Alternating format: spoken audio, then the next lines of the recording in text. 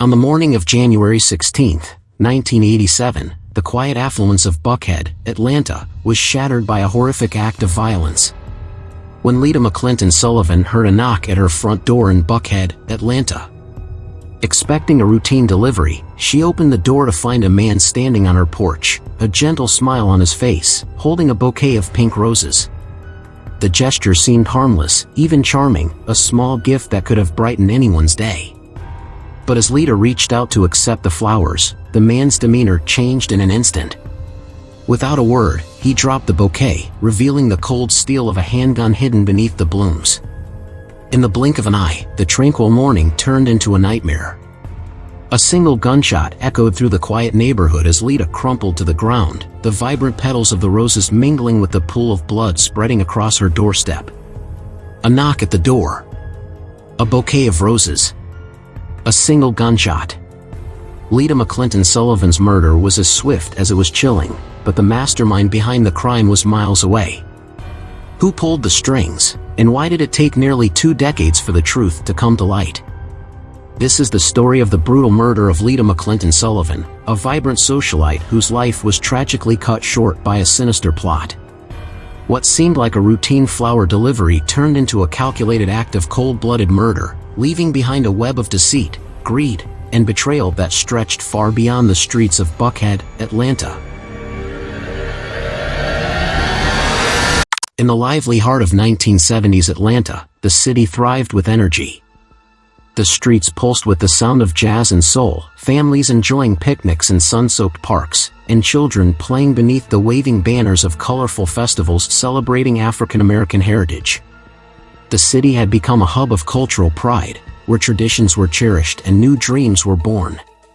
The Atlanta International Pop Festival was the pinnacle of this vibrancy, drawing huge crowds to revel in music, art, and unity, bringing people from every background together to share in the joy and spirit of community. At the center of this dynamic world was Lita McClinton Sullivan, a young woman whose life seemed to mirror the city's promise and potential.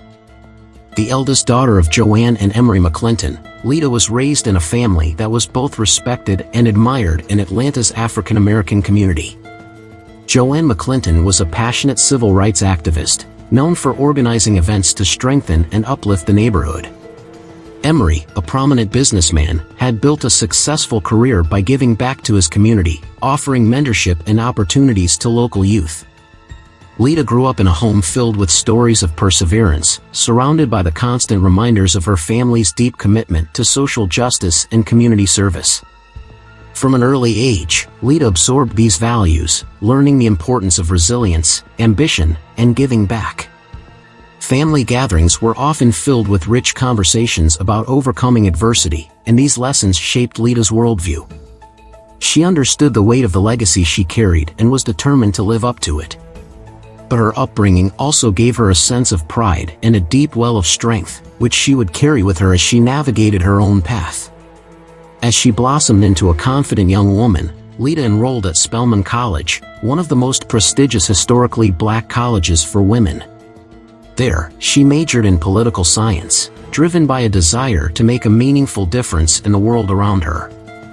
At Spelman, Lita became actively involved in student protests, joining the fight for social justice that reverberated across campuses nationwide. The atmosphere at Spelman was electric, as young women like Lita gathered to discuss the pressing issues of the day, pushing for changes they believed would reshape the future. Yet, while Lita was deeply committed to activism, she also had a creative side. Her passion for fashion grew stronger during her college years, and she found an outlet for this at T. Edwards Boutique, where she worked part-time.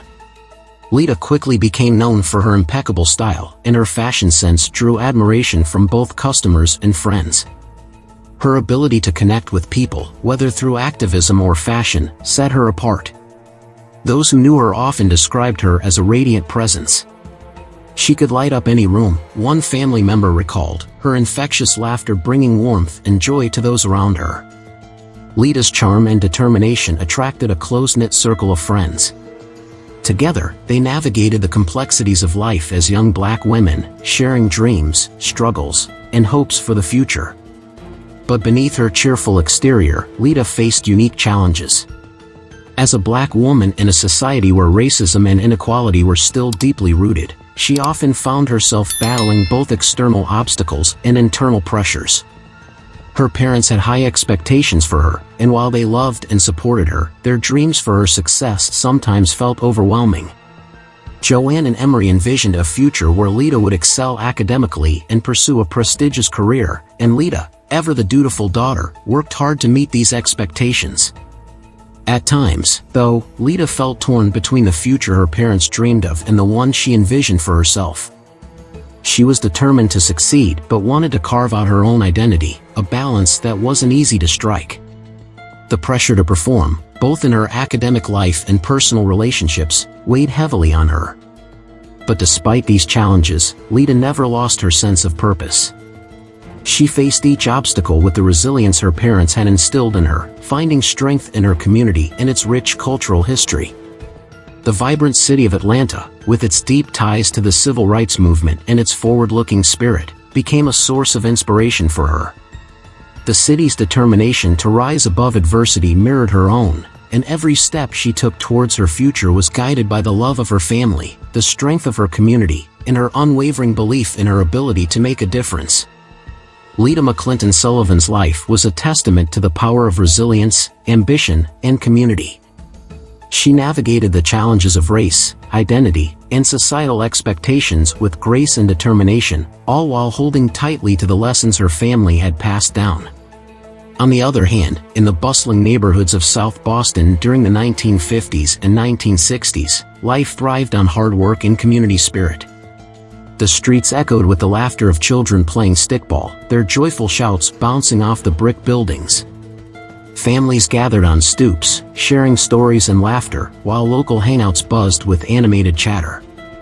Schools brimmed with eager students, yet an unspoken toughness permeated the air, a resilience born from the struggles of everyday life. Among these children was James Sullivan, a boy from a working-class Irish Catholic family, steeped in tradition and values shaped by his close-knit community. James learned to navigate the joys and challenges of his environment, engaging in games with friends that often turned rough, teaching him how to stand his ground. As he progressed through school, James attended Boston Latin School, where he faced the pressures of academic excellence. Despite the challenges of being in such a prestigious institution, he excelled and eventually graduated from the College of the Holy Cross. His determination was evident as he pursued a degree in economics, reflecting his ambition to rise above his circumstances.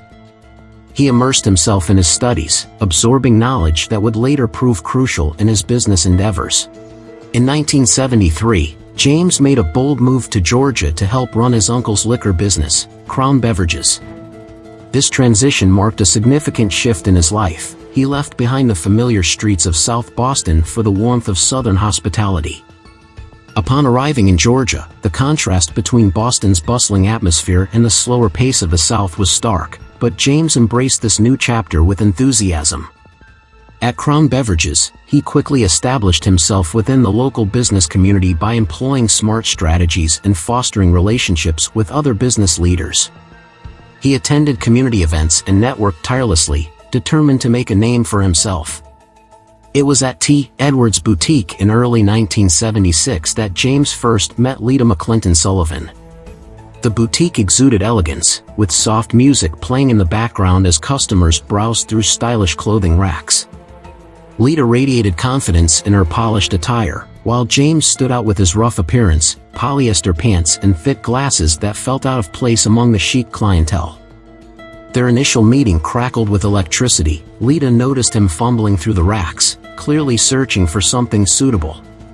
"Can I help you?" she asked, her smile lighting up her face. James stuttered a few words about needing advice for an upcoming event. Lita's initial impression mixed curiosity with amusement. She saw potential beneath his awkward exterior. As they spoke, it became clear they came from vastly different worlds. James was an ambitious outsider eager to climb the social ladder, while Lita belonged to an established family deeply rooted in Atlanta society. Her background shaped her expectations and relationships. She had always been surrounded by successful individuals who shared her cultural heritage and values.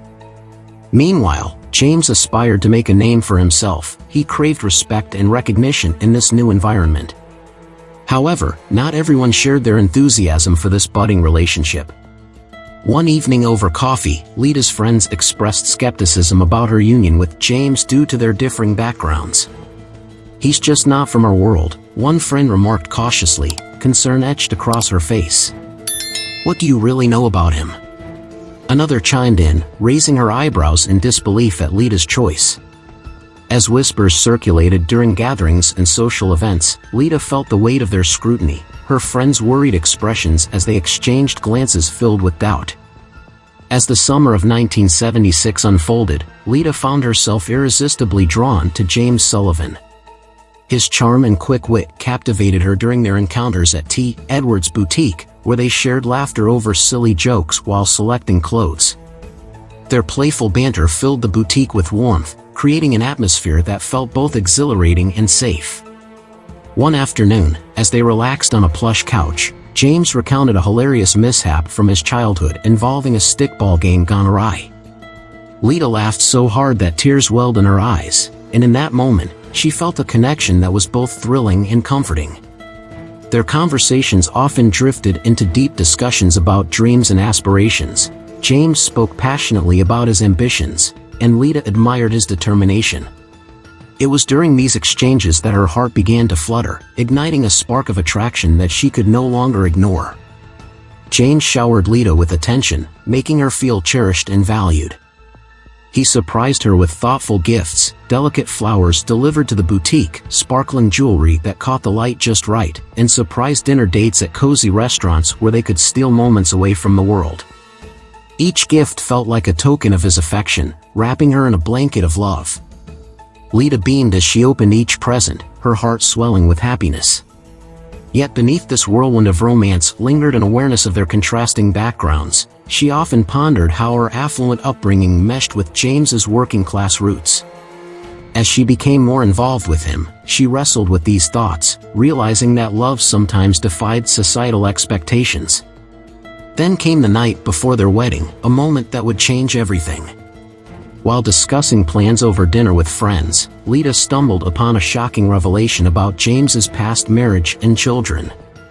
Her heart sank as confusion and betrayal washed over her. "Why didn't he tell me?" she thought frantically, feeling as if the ground beneath her was crumbling. In a flurry of emotions, she called a close friend to process her feelings. "I thought we were building a life together," she whispered through tears, grappling with the weight of this newfound knowledge.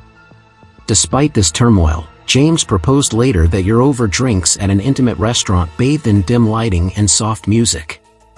The atmosphere felt magical as he knelt to ask for her hand in marriage, his eyes shining with hope and love.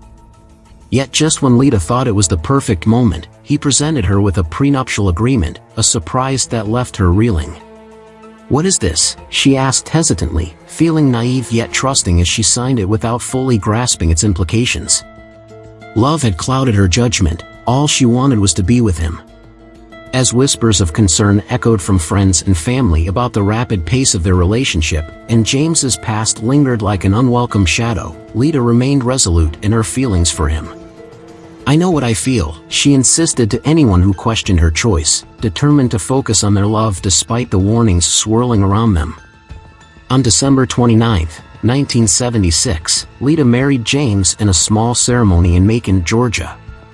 The decorations were simple yet elegant. Soft flowers adorned tables while guests dressed in their finest attire gathered to witness this union filled with mixed emotions. Some smiled brightly while others wore frowns of worry. Among them were Lita's parents, visibly anxious about their daughter marrying a white man in such a racially charged environment. "Are you sure about this?" they asked quietly during a private moment before the ceremony, their fears etched into their expressions. After exchanging vows and celebrating with family and friends, Lita and James moved to Macon as newlyweds.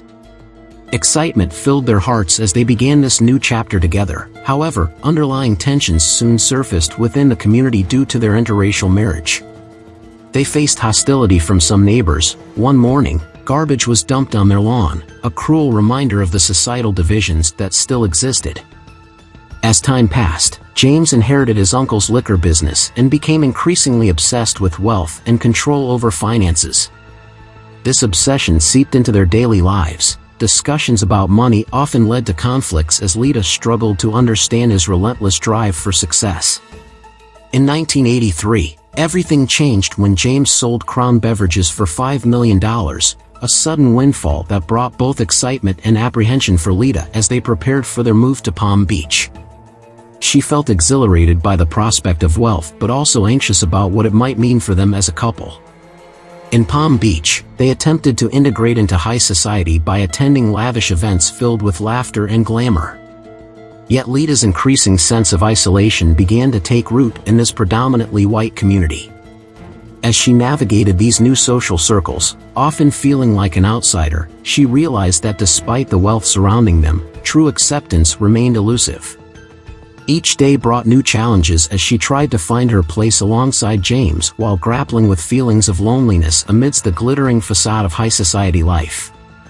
As the seasons changed, a somber tone enveloped Lita and James's relationship, like their joyful wedding day and lively family gatherings, juxtaposed sharply against scenes of growing tension. Flashbacks revealed the warmth of their early love, but those memories now felt like distant echoes, overshadowed by the heavy weight of conflict that hung in the air.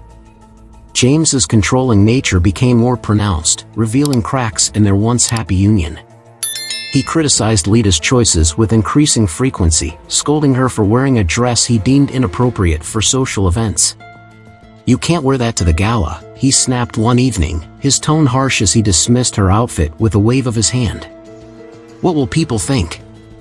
Lita's heart sank as she glanced down at the dress that had made her feel beautiful moments before. His words stung, eroding her self-worth and leaving her questioning her own sense of style. In the following conversations, James often gaslit Lita about her feelings, manipulating discussions to make her doubt her perceptions. "You're overreacting," he would say dismissively when she voiced concerns about his late nights or lack of communication. "You always do this." With each dismissive comment, Lita felt the ground beneath her shift, as if she were losing touch with reality itself. As time passed, flashbacks revealed James sneaking around, his phone buzzing with suggestive texts while Lita was away visiting family. She remained blissfully unaware until one fateful day when she stumbled across another woman's lingerie hidden in their bedroom. The sight sent shockwaves through her, disbelief washed over her as her heart raced. Shock and heartbreak mingled in her eyes as tears threatened to spill over. "How could he?" she whispered, feeling as though her world had crumbled. Isolation crept into Lita's life as James's controlling behavior escalated. Days turned into nights where she found herself alone at home, staring blankly at the TV. Friends began to express concern for her well-being during casual catch-ups. "Lita, are you okay?" one friend asked gently, worry etched across her face. "You seem different." Lita forced a smile, assuring them that everything was fine, but inside, she felt suffocated by the mask she wore. One evening, in a dimly lit cafe, Lita confided in a close friend about feeling trapped in her marriage. "I just don't know who I am anymore," she admitted quietly, her voice barely above a whisper. "It's like I'm living someone else's life." The emotional weight of this conversation hung heavily between them, as tears welled in her eyes. As the decision to divorce loomed closer, Lita began preparing for court with a mix of determination and fear. She sat at a table surrounded by piles of documents, papers detailing their assets and agreements that felt like chains binding her to a past she desperately wanted to escape. Each sheet she reviewed felt heavy with gravity, fear mingled with resolve and a glimmer of hope for what lay ahead. In conversations with family and friends, Lita expressed both excitement and trepidation about starting anew. "What if I fail?" she confessed during a discussion with supportive friends who encouraged her to pursue happiness.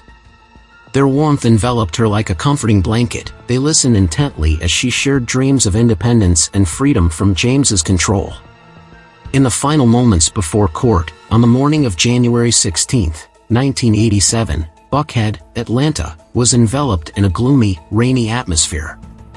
Raindrops trickled down the windows, creating a rhythmic pattern that mirrored the somber mood of the day. A clock on the wall ticked steadily toward 8:20 a.m., each second amplifying the weight of anticipation. Lita McClinton Sullivan was preparing for a crucial divorce hearing scheduled for later that afternoon. As she moved through her morning routine, a mix of anxiety and determination coursed through her veins. She felt both hopeful and fearful about what lay ahead. Tightening her bathrobe around her waist, Lita descended the stairs, each step heavy with significance. Her expression reflected a blend of nerves and resolve, and she took a deep breath before heading down. Snippets of conversations from the previous night echoed in her mind, her mother's concerned voice urging her to stay strong and her sister's anxious reminders to be careful. "Just remember, we're here for you, no matter what happens," they had said, amplifying Lita's mixed feelings about the impending court date. As she prepared breakfast, a tall man in a green work jacket approached her doorstep, holding a large white box tied with a pink ribbon. He appeared friendly as he walked up to the door. When he rang the doorbell, Lita felt a spark of curiosity. Perhaps it was a gesture from someone supportive wishing her luck for the day ahead. With a smile, Lita opened the door and greeted him warmly. "Good morning," she said cheerfully as she took the flower box, oblivious to the danger lurking beneath the surface. In an instant, everything changed. The man shoved the box into her arms and pulled out a hidden 9mm Smith & Wesson gun. Shock washed over Lita as horror replaced her smile. Disbelief morphed into terror as she realized what was happening. The sound of a gunshot rang out abruptly, shattering the calmness of her morning. Chaos erupted as Lita's world turned upside down. The first shot missed its mark, but Lita instinctively raised the flower box to shield herself as the second shot struck her in the head. Flowers scattered across the floor like vibrant confetti against a backdrop of tragedy as she collapsed to the ground. Neighbors rushed to their windows, alarmed by the commotion. Confused whispers filled the air as voices echoed through open windows. "Did you hear that? And what's going on?" Someone frantically called for help. Lita's face reflected disbelief and pain as she fell unconscious. Moments later, emergency vehicles arrived, flashing lights cutting through the gloom. Sirens blared as paramedics rushed into Lita's home, their focused expressions revealing their determination to save her life. They quickly assessed her condition, checking vital signs while anxious neighbors looked on. "Get her on a stretcher. We need to move fast," one paramedic shouted urgently as they worked quickly to stabilize Lita for transport. Every second counted as they loaded her into the ambulance. Inside Piedmont Hospital, frantic activity unfolded as doctors worked tirelessly to save Lita's life. Medical equipment beeped rhythmically amidst a flurry of nurses rushing around, each sound underscoring how critical time was in this desperate fight for survival. Despite their best efforts, Lita succumbed shortly after arrival, and hope faded into despair as family members were notified of her death. The news of Lita's tragic fate reached her parents, delivering devastating shock and sorrow. Her mother clutched at her chest while tears streamed down her face. It was an unbearable moment that shattered their world forever. In that instant, all hopes for Lita's future vanished, leaving behind only grief and unanswered questions about how such violence could touch their lives so deeply. That morning of January 16, 1987, Buckhead, Atlanta, awoke under a heavy gloom. Police tape fluttered in the wind, marking the crime scene where Lita McClinton Sullivan had been brutally murdered. The contrast between the quiet, upscale neighborhood and the unfolding tragedy was stark. Law enforcement meticulously combed through the scene, searching for answers in the aftermath of the horror. Detective Johnson and his partner, Detective Martinez, arrived, their expressions reflecting professionalism and determination. Johnson, tall and sharp-eyed, was known for his no-nonsense approach, while Martinez brought an empathetic touch, often connecting with victims' families. They scanned the area, flowers scattered on the ground and signs of a struggle inside the house. "Looks like a fight happened here," Johnson remarked, pointing to a broken vase. "We need to find out what led to this." Their focus quickly shifted to James Sullivan, Lita's estranged husband. Martinez, reviewing the case notes, commented, "With a bitter divorce like this, he's our first suspect. He stands to lose everything if she goes through with it."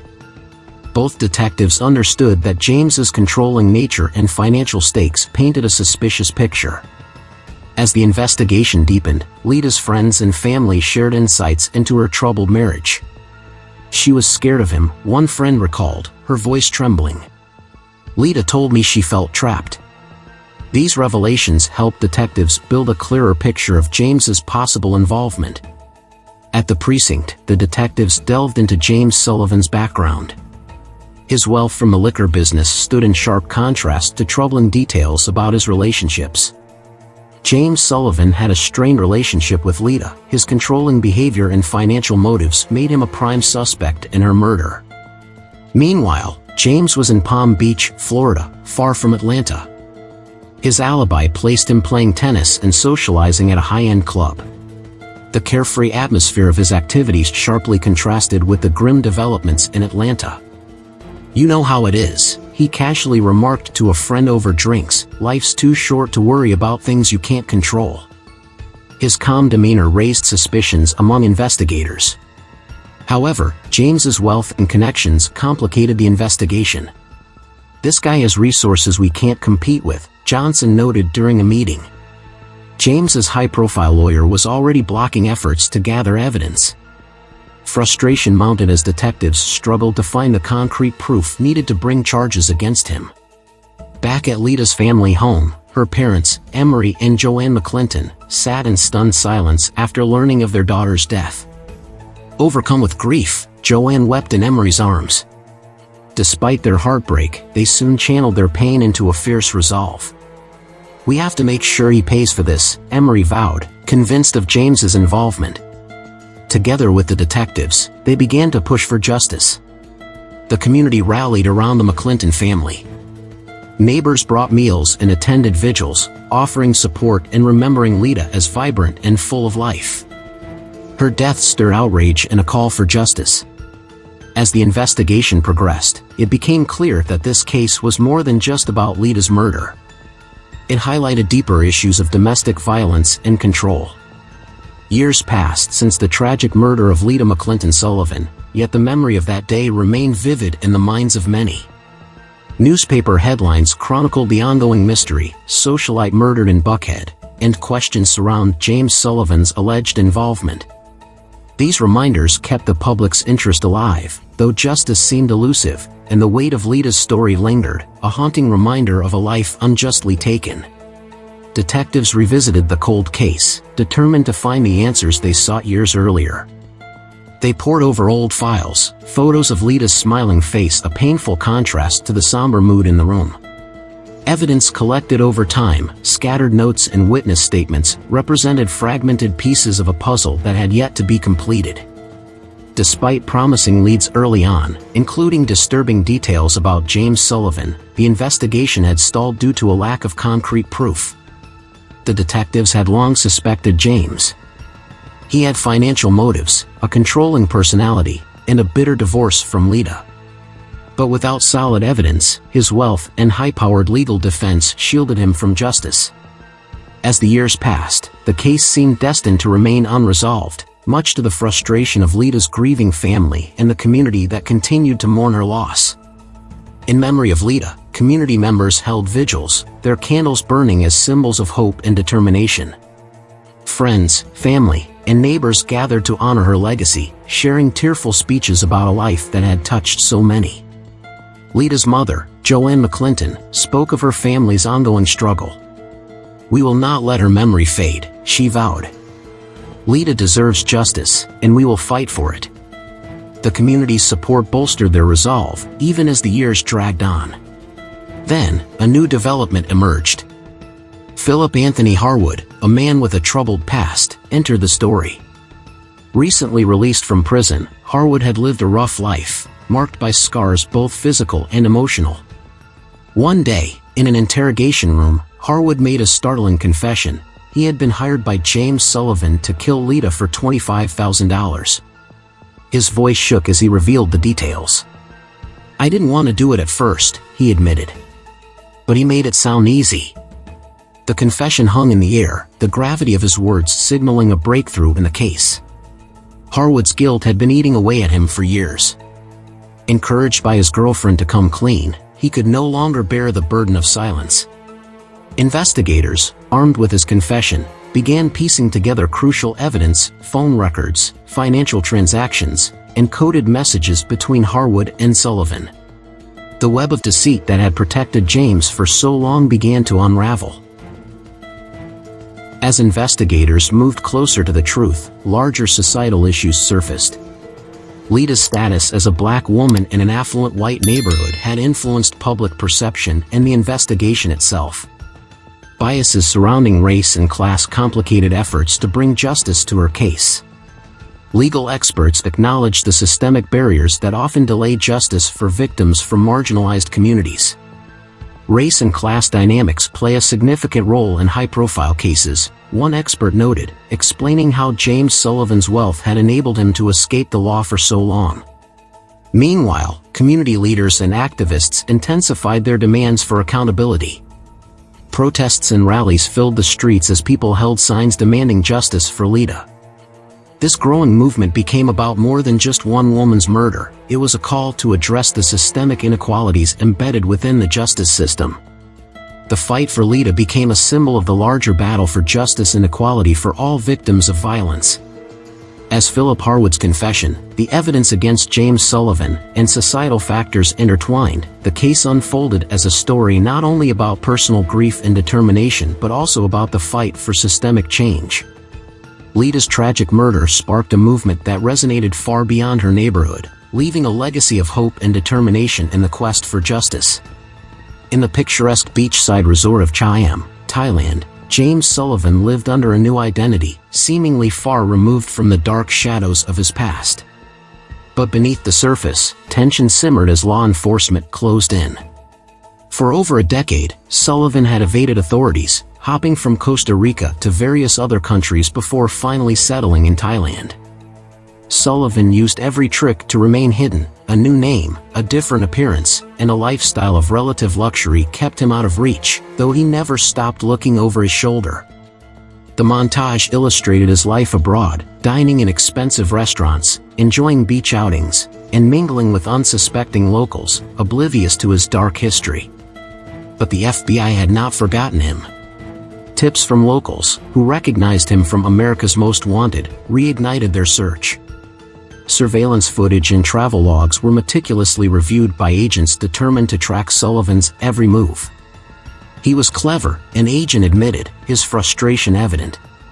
But we were closing in. A timeline of Sullivan's movements was mapped out, with key locations highlighted where he had been spotted. Collaboration with the Thai police intensified.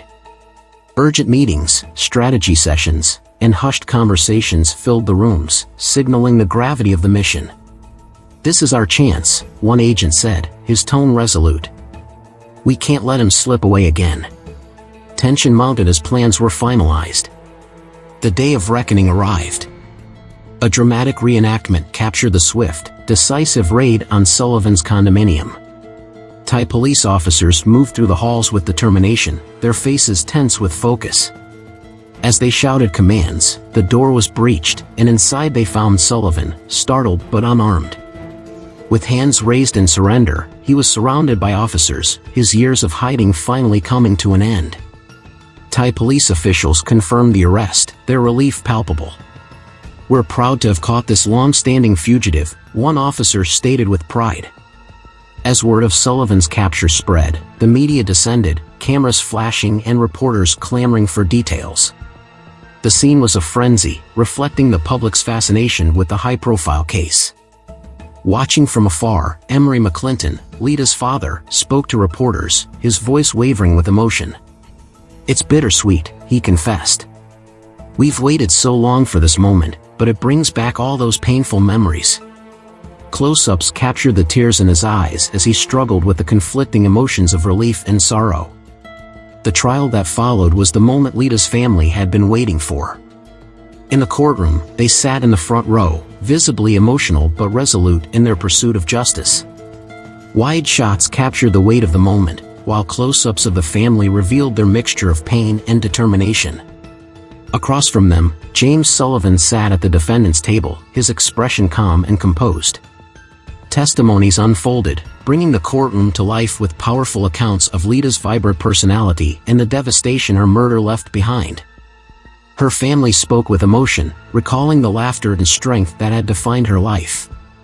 "She didn't deserve this," one family member cried out, the raw emotion in their voice striking a chord with all present. The prosecution presented its case methodically, piecing together Harwood's confession and phone records that linked Sullivan to the murder-for-hire plot. Each new piece of evidence brought the jury closer to the chilling truth. The tension in the courtroom was palpable as the jury deliberated, the fate of James Sullivan hanging in the balance. Finally, in 2006 the moment arrived. The judge's voice rang through the courtroom, delivering the verdict everyone had been waiting for: "We find the defendant guilty of murder." Chaos erupted. Lita's family wept with relief, hugging each other tightly, while Sullivan sat in stunned disbelief, frozen by the weight of his conviction. Tears of joy on one side and the cold realization of guilt on the other. Outside the courthouse, Lita McClinton spoke to reporters once more. "It feels like a weight has been lifted," he said softly, his voice a mixture of relief and lingering sorrow. The narration reflected on the duality of the moment. Justice had been served, but it could never bring back what was lost. As the family faced a future without Lita, the hope that her memory would endure through their fight for justice became their source of strength.